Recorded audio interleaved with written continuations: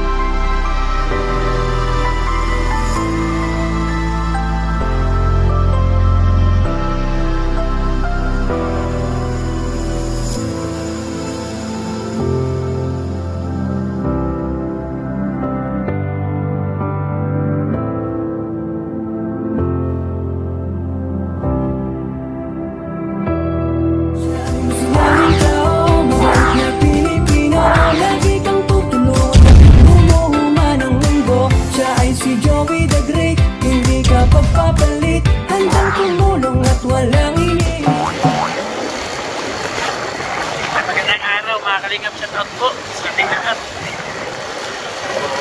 Mission tayo. Dami kong bigas na dala. Meron tayong 10 perasong 5 kilos po na bigas.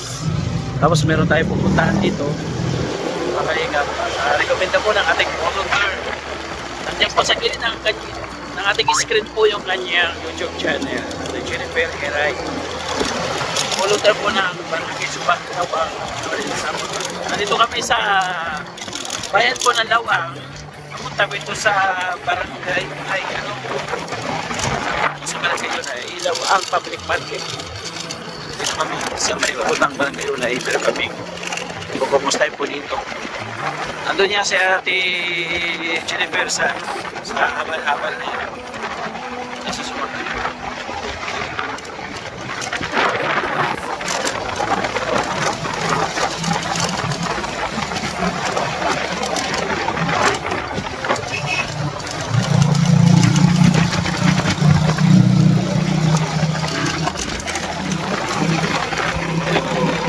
Dito yung area na nire-recommenda po niya.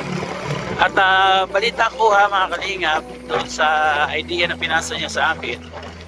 Itong aming pupuntahan na isang content creator dito. No?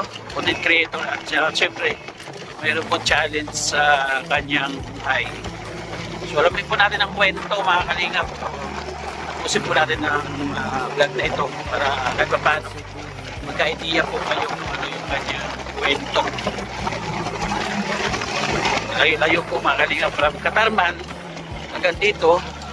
So nagbiyahe po ako ng walang 2 hours.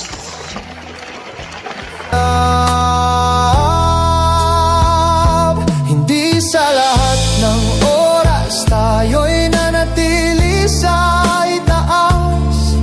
Bilog ang ating mundo, minsan napapailalim din tayo. Di dapat tayo magmalaki, anuman narating natin ngayon.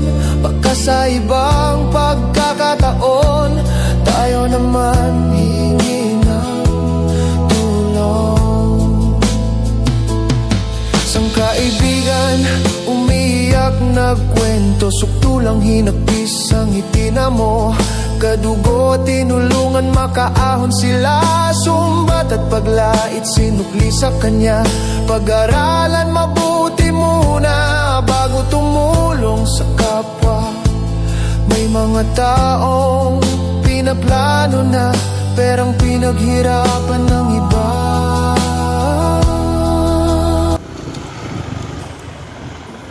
Gapas.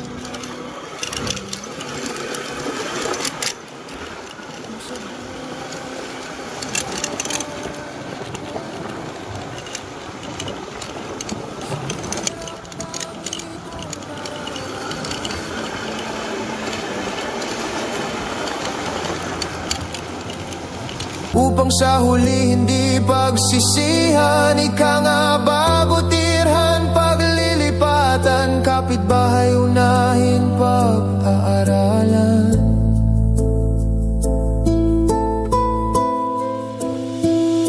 Hindi sa lahat ng oras tayo'y nanatili sa itaas. Bilog ang ating mundo, minsan napapailalim din tayo. Di dapat tayo magmalaki, ano man narating natin ngayon. Baka sa ibang pagkakataon tayo naman hihingi ng tulong.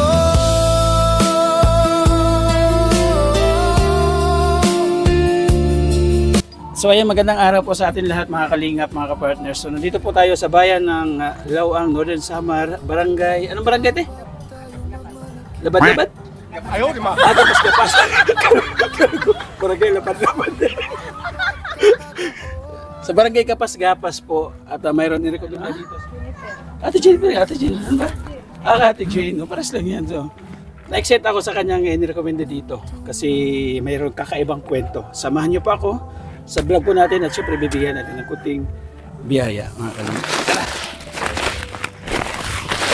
Kala ko Barangay Labad-labad. Di nga yan.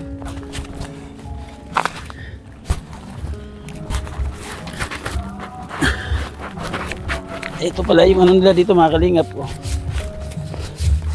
Yung pangunahin nilang hanap buhay sa dagat. Pero itong nire-recommend ni Ate Jen, ano yung hanap buhay nito, Ate Jen? Tricycle. Tricycle. So, iba naman siya sa dagat. Siya naman tricycle, ano?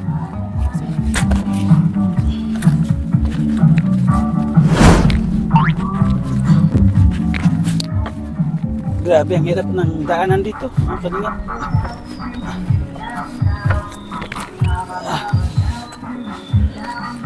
So yung kanilang bahay dito. Hello po. Opay. Kaya may ayam, may aso kaya. Nangagal aso mo? Ayan, nandito si Kuya. Hello. Pwede makituloy? Sige. Ito po kayo. Bigyan kita ng microphone kaya. Dito na. May kabigatan ay. Hindi pala yung may bahay niya. Ay, Ginoo. Ay, Ginoo. Ayuda na kami. Maagang ayuda. Bigyan kita ng microphone. Okay. Maagang ayuda. Dudulong. May sounds doon. Ay, Ginoo. Pasila. Layo pala dito sa'yo. Kuya. Layo. Dulo na to. So, magandang araw sa inyong dalawa. Mag-asawa. Asawa mo? Sama po. Kasama. So, pakilala mo na ako, ha? Ako po si Kuya Joey. Isa po member ng Team Kalingap na binubuo po ni Kuya Val Santos Matubang, Kalingap Rab ng Camarines Norte. So, narito si Kuya Joey kasi ang layunin ni Kuya Joey maglibot ng bawat barangay, maghanap po ng deserve na tulungan. And then nagkataon na narekomenda kayo ng aking volunteer, taga Barangay Suba. So, sabi ko, pa-check mo nga yung status nila kung deserve sila ng tulungan. So, nakita ko yung kalagayan ni ate, mukhang deserve at karapat dapat talagang tulungan. Ano? So, anong pangalan Kuya? Siya si Lisa Daguman. Lisa. Kayo po? Ako si Richmond Picardal. Richmond Picardal. So, nakita niyo yung ano, yung kanyang status. Ilang anak niyo? Dalawa. So, isang girl, isang lalaki at isang babae. Ano? Lingkod lang dito. Anong grade kami? Dito ka Kuya. Sama ka sa kwentuhan namin. Anong grade ka? Grade 1. Si ate, yung grade ka ate?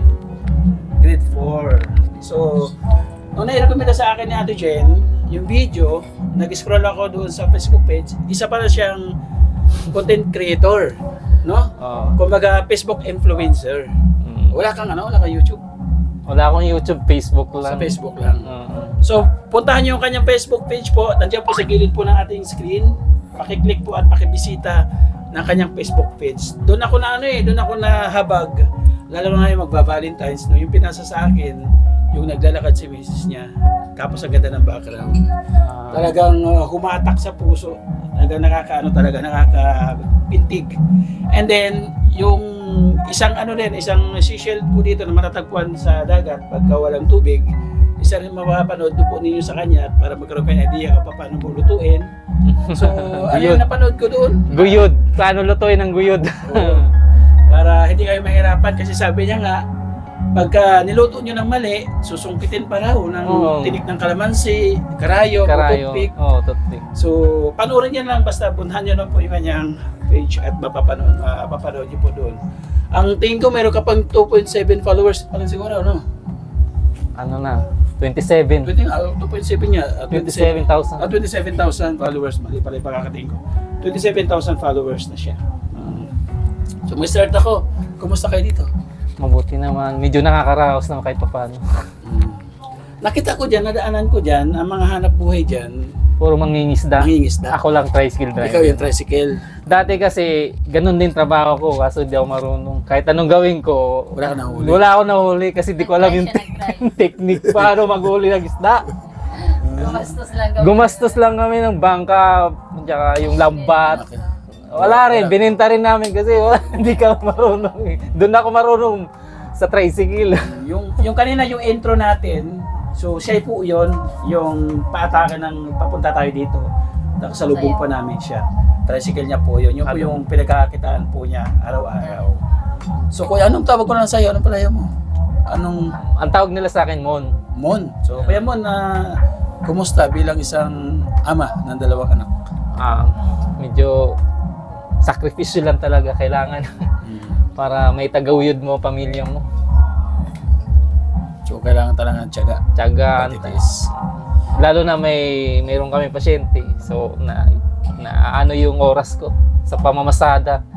So nababawasan rin yung kita namin dahil sa kailangan ko umuwi ng maaga para mag-asikaso dahil ako lang talaga gumagawa ng gawain bahay dito mula paggising ko hanggang sa pagtulog ko, ako lang gumagawa. Yan, Kuya Mon, pwede mo ba ipaliwanag sa amin kung ano yung pagkaraniwan mong ginagawa sa araw-araw para masuportahan mo at siyempre maalalayan mo yung asawa mo nasa. Ito.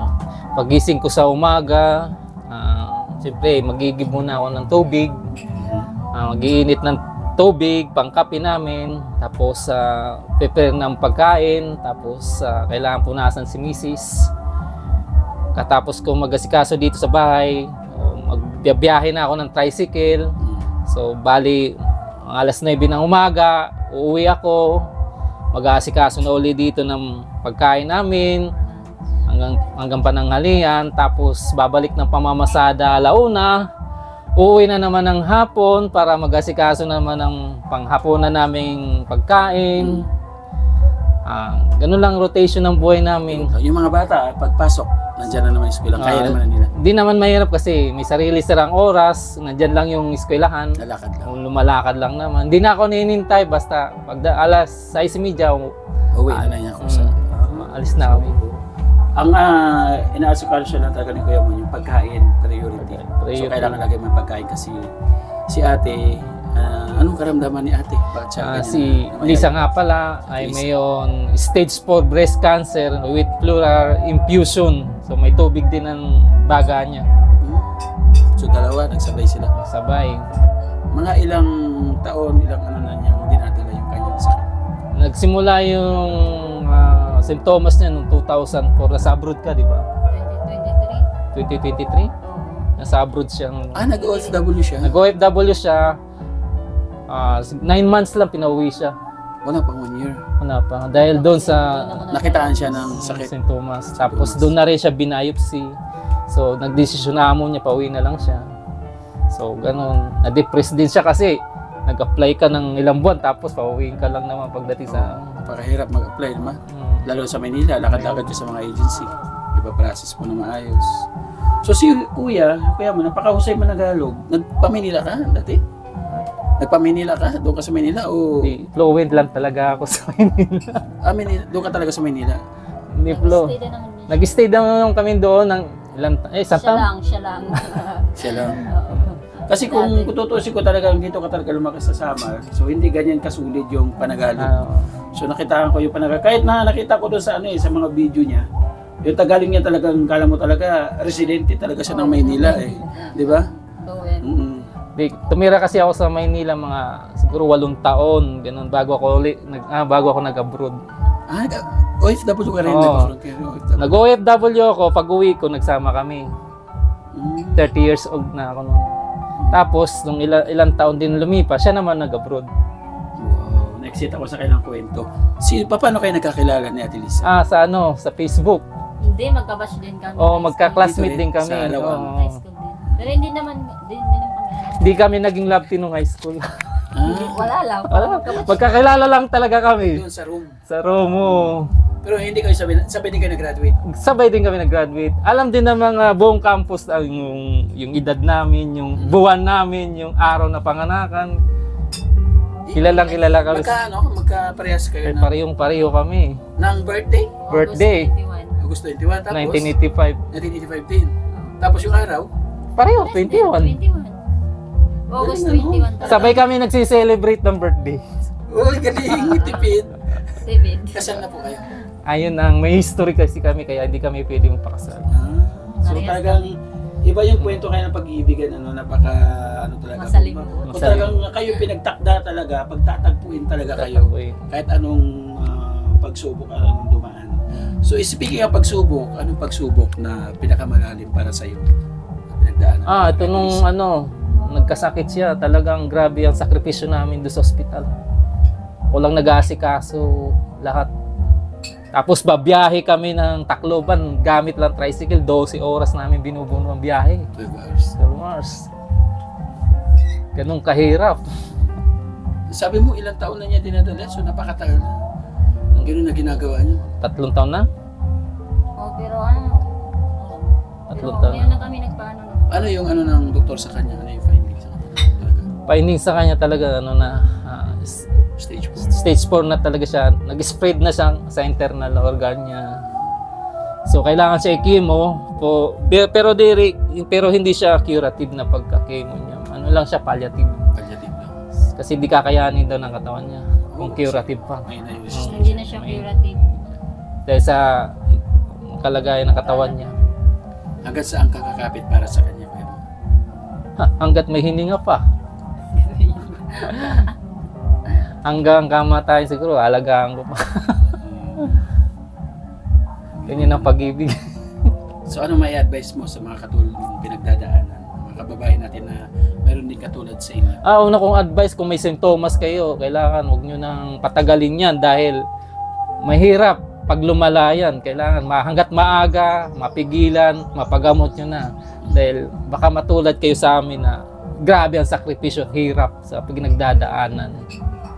May nagiging katuwang naman sa paglalakad-lakad ninyo? Papuntang hospital, papuntang Sa hospital naman, nakakalibre kami kasi nga siya, public, tsaka zero billing talaga. Tsaga lang talaga. Tapos meron naman mga gininto ang puso na nagbibigay sa amin ng panggasto doon sa hospital. Dahil kung tutusin na, wala talaga kaming baong pera nung unang pumunta kami doon. Nabigla lang talaga kami. O, Kasi akala namin magpapa-check up lang. In-admit siya. Hindi pumayag yung doktor na i-check up lang kaya In-admit siya. Kaya nabigla kami. Wala talaga kami kapira-pira. hindi kayo handa mo siya. Hindi kami handa kasi alam namin check up lang kasi hindi pa naman. Pero nagpakatarman muna kayo? Katarman, oo. Nirepair kayo doon? Nirepair kami para malaman kung tatanggapin siya doon sa Yun na nga, nung tapos ng check up, admission na. Doon na parang bumagsak yung... Kaya una akong nanawagan. Wala naman sa planong maging vlogger ako kasi talagang on the spot ginawa ko na mag-vlog para manghingi ng tulong eh. Kasi wala talaga kayo kapira-pera nun. Kaya nung na video na-upload na yung video, tuloy-tuloy na pumasok ang mga tulong sa amin. Hindi, ibig sabihin marami ka talaga dapat pasalamatan. Oo, nung una pa dami na namin pinasalamatan. Hanggang ngayon, yung mga Good Samaritan, nagbibigay sa amin ng bigas, ulam. Salamat doon sa nagbigay sa kanya ng Adidas, no? Malakas daw sa collagen yun. Oo, totoo yun. And then, binigyan din daw siya ng almusal puto. So, thank you so much. Ano bang tindahan ng meat shop yun?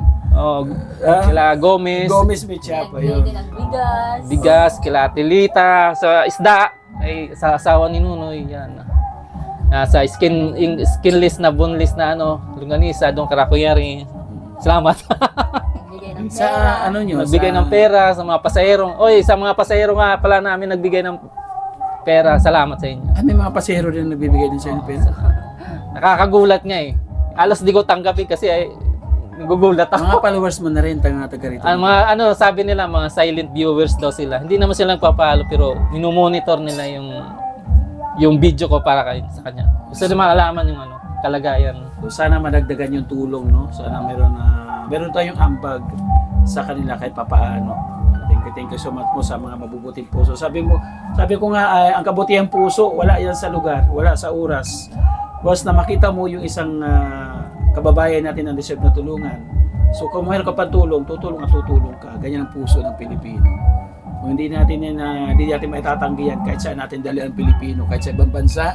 So yun talaga ang puso ng Pilipino. Pag may nakita ka doon kababayan doon na nakaupo sa isang tabi, so hindi mo maiwasan na hindi mo lapitan at kumustahin man lang siya. So napakahirap bilang OFW, no? Nandun ka sa Pilipinas, sa ibang bansa, tapos yung pamilya mo nandito, hindi mo maasikaso, hindi mo na susubaybayan pa yung paglaki ng mga anak. Napakahirap para sa inyo. Hindi, sabi niya, yung si Thomas daw nagsimula doon sa ibang bansa. So pag uwi niya dito para na-depress kasi so ganoon na nangyari. So mabuti lang kahit paano na andyan ka, nakaalalay ka sa kanya. Di ba? So kung mayroon personal po na pangangailangan na tulong o sakaling mayroon magbigay ng mabuting puso sa inyong dalawang mag-asawa, ano yung pangangailangan niyo po sa ngayon? Sa ngayon, nakapokus kami sa chemotherapy ni Lisa eh. So yung travel expenses talaga napakabigat. Gagastusin namin sa pagbiyahe. Although gumagamit kami sarili namin sa tricycle, medyo nakakabawas-bawas naman ng konti. Pero dumarating yung unexpected na mga gastusin katulad ng bigla-biglaan i-admit siya. Doon hindi kami handa. Mga laboratory, biglang magbibigay ng laboratory na hindi available sa ospital. Gusto na mabilis, ang gusto sa private.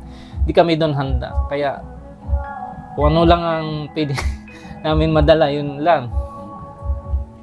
Gano'ng kahirap, Ate Lisa, para sa'yo na ikaw ay nagsasuffer ng karamdaman? Mahirap, pero lumalaban. Para sa mga bata, para sa pamilya. Alam Sila ko, nga lumalaban para sa akin. Correct. So huwag kang mawala ng pag-asa. Kaya, Basta kakapit lang tayo sa Kanya. Siya yung magpapalakas sa atin. Diba? O kahit anong pagsubok. Kasi wala naman niya binibigay sa atin sigat na pagsubok na hindi natin kaya. So hanggat na andyan, laban na tayo ng laban. Huwag tayong bibitaw. Hanggat may kaya natin kumapit, kakapit tayo. Diba? So minsan ba dumating sa point na napapanghinaan ka na ng loob? oo. Ano yung unang naiisip mo?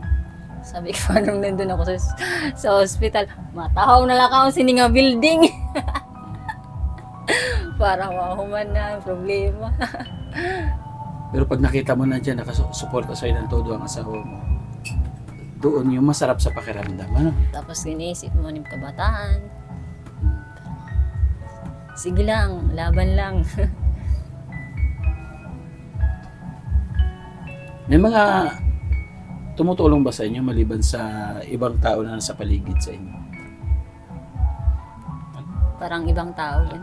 Oo, mga pamilya ba? Mga sa pamilya mo, sa pamilya niya. Hindi Mayroon. sa pamilya namin. Oo, mayroon din. Sa pamilya ko, meron sa akin. Mga pinsan ko, mga tito ko. Sa side niya maraming tumutulong pero sa akin sa totoo lang wala.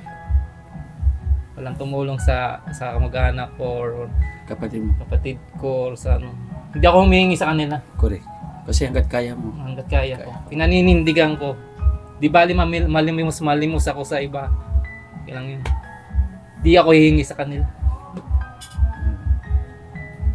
So, bali ayun mga kalingap. Sana'y nagkaroon kayo ng konting idea. Panibagong kwento na naman ng buhay pamilya po ang inyong nasaksihan sa ating vlog ngayon. So sana maging lesson po sa ating mga kababayan, lalo na yung mga OFW na nasa ibang bansa. Ano? Sabi ni Kuya Mon ay pagka mayroon kayo naramdaman ng sintomas, huwag niyong baliwalain. Di ba? Kung bigyan niyo kaagad ng action, huwag mong baliwalain na ay pag ordinaryong sakit lang ito. No? Lalo na pag nandiyan ka sa ibang bansa, napakahirap. Kasi siyempre kaya ka ng ibang bansa para ang pangarap mo sa mga anak mo makatapos hanggang sa kolehiyo. At kahit papaano gumanda yung buhay. Di ba? So ibig sabihin yung tricycle at saka itong investment pa ninyo nung Sa totoo lang, Nasa investment niya to. ay wow. Yung 9 Itong months bahay na, na to, ako gumawa, pero sa kanya yung pondo. yung 9 months na yun? Hindi, Meron pa siya ako una pa. Dati pa bago Meron pa siya. siya mag Kuwait ako dati. Nag-wait siya. Doon na siya Wala sa... ng pandemic. Nandun ka pa noon panahon ng pandemic. Oo, yun lang napunta ko yung tricycle tapos ito. Pero nandito na itong dalawang ko. Oo. Dalawang anak. Kasama ko yan babiyahe ng tricycle. Maliliit pa yun. Lumaki yan sa tricycle. Maraming alam ng mga tao dito sa Lawang. Minsan sinasaway nila, huwag mo isama kasi natutulog yung wala mapag-iwanan sa mga anak ko eh. Kasi dagat ito, delikado. Delikado. Kung maglikod sila dyan. So, huwag naman sana mangyari, hindi dapat nangyari. Pero kahit pa paano, sa awa ng Panginoon Diyos na itawid. Di ba? So, baka may mensahe ka sa mga OFW na nandun ngayon sa ibang bansa. Nakikipagsapalaran. Laban lang. Ano yung pinakamahirap na buhay pinagdaanan mo sa ibang bansa? Yung pangungulila na mag-isa ka lang, yung pagod, lahat na. Minsan dumarating ba ang Pasko na nalulungkot ka sa mga tapos mag-isa ka lang. Buti nga sila magkakasama. Yun ang nagpapahina ng loob sa'yo. So ayun mga kalingap, mga kababayan, sabi nila laban lang. So ganun talaga ang buhay. So meron kami konting pagmamahal dito, 25 kilos na bigas. Galing kay Ate Bit Jones from US. Wow, salamat. Nandiyan si Ate Bit Jones, thank you. Yan, baka may gusto ka sabihin kay Ate Bit. Nagpapasalamat kami sa inyong tulong. Sobra-sobra na po ito sa inyo. Sa binigay niyong tulong sa amin. Maraming salamat po. Mga sakabulang gihap ito. May isang buwan na ata itong konsumo. Pang 1 month na konsumong bigas yan. May Ano? wala. Marami-rami yan. Hindi yan basta-basta. Tapos meron dito from Ma'am Chanting Island, nasa US din siya. Sabi niya pagka nabisita mo, bigyan mo sila ng pambiling ulam. Kung bala na sila, kung saan nila dalhin. Thank you Kuya Mon, Okay. salamat. May pambili na kami ulam mo. May bigas na may ulam po. Sarap. So, thank you so much po sa pagbibigay ng oras, sa pagbibigay ng alam kong nakapasada siya at naabala natin.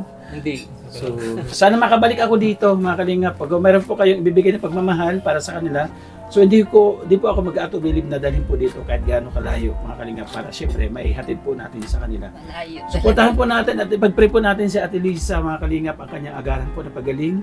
So, masama po natin. Lahat po na may mga katulad niyang karamdaman sa buong mundo. So, ipag-pray po natin na patuloy po lumaban at umaba po ang buhay para makasama po ang pamilya. So, alam ko marami pa silang pangarap. Ilang taon pa lang kayo? 40. 40 pa lang. Napakalayo pa na inyong lalakbayin. At maliliit pa ang inyong anak. No? So, wala pa kayo nakikitang apo. Malayo pa. Malayo pa. So, Grade 4 pa lang. sama po natin, ipag-pray po natin. Napakasarap sa pakiramdam. Sana huwag kayong pakitaan ng negatibong pag-iisip para mangibabaw yung pananampalataya sa inyo. Ano? Para siyempre pagka meron tayo negatibo, nandun yung mapasok na natatakpan ba yung lakas ng pananampalataya natin. So, focus tayo sa Kanya. Sentro natin yung Panginoon Diyos sa ating tahanan para pagharian tayo ng mga biyaya. No? Katulad nito, hindi mo ini-expect mo ba na may darating na blessing ngayong araw na ito? Akala ko nga eh. Taggutom na mayroon pa pala darating biyahe. So ayun, salamat mga kalingap. Thank you so much. Itong mga bata niya, nakikisama sa vlog. Natutuwa ako sa kanila. May message ka kay mama? Anong message mo kay mama? Ano si mama oh? Anong message mo kay mama?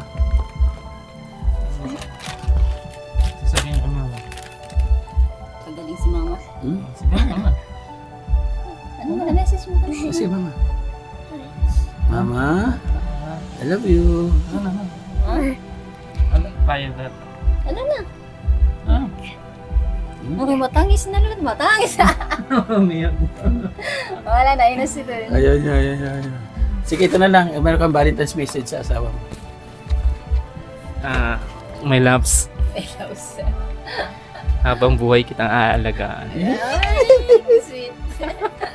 Magdi-date out kami. Magdi-date kami sa February 14. Iyak yan. Yeah. Thank you ha. Labos sa mami. Message mo mami. Love you, Mama. Oh, ay, matalo ka ni Kuya.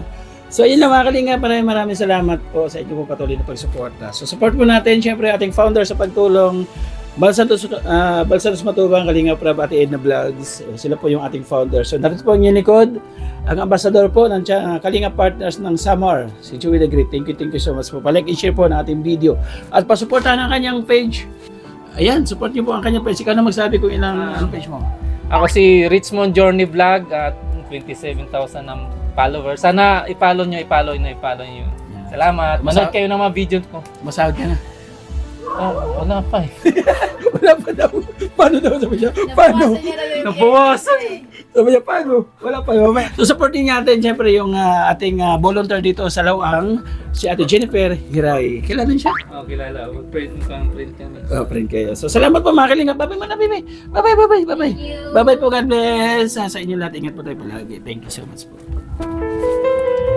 Yung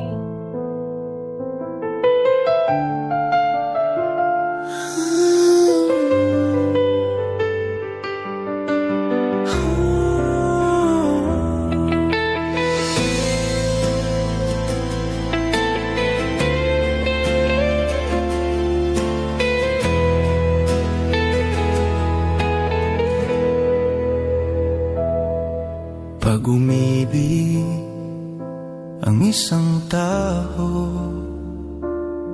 pakiramdam ay nasa paraiso. Tinga't isipan, nakikinig ng payo, ngunit hindi tinatanggap ng puso. Damdamin ang umibig ay di gawang biro, isipan at puso di magkakasundo, umaabot sa punto ng pagkakalito. Tama sila ngunit gusto siya ng puso. Pag-ibig di dapat subok at kamali, pag-iisipan ng maigi at suriin mabuti. Ganda ng hitsura, tamis, manalita, bago magsisi at bumaha ng luha. Pag-ibig sana ay may eskwelahan o proseso pagliligaw bago aprobahan. Bugso ng damdamin napipigilan, walang bigo at walang pagsisihan. Pag-ibigan ng ibang lahi, may katumbas na pananalapi. Batas natin na iba sa kanila, batas ng bansang demokrasya. Likas sa tao ang nagkakagusto, iba'y takot sumubok, baka mabigo. Iba'y nabigo ngunit muli bumangon, iba'y masayang pamilya na ngayon. Pag-ibig di dapat subok at kamali, Pag-isipan ng maigi at suriin mabuti. Ganda ng hitsura, tamis, manalita. Bago magsisi at bumaha ng luha. Pag-ibig sana ay may eskwelahan o proseso pagliligaw bago aprobahan. Bukso ng damdamin napipigilan. Walang bigo at walang pagsisihan. Panliligaw noon kay iba na ngayon. Panunuyo noon online na ngayon. Hawak kamay noon pagkakasalan na. May anak na ngayon, kasal ay wala pa. Sa bahay ng dalaga noon nagligawan. Nagtatagpo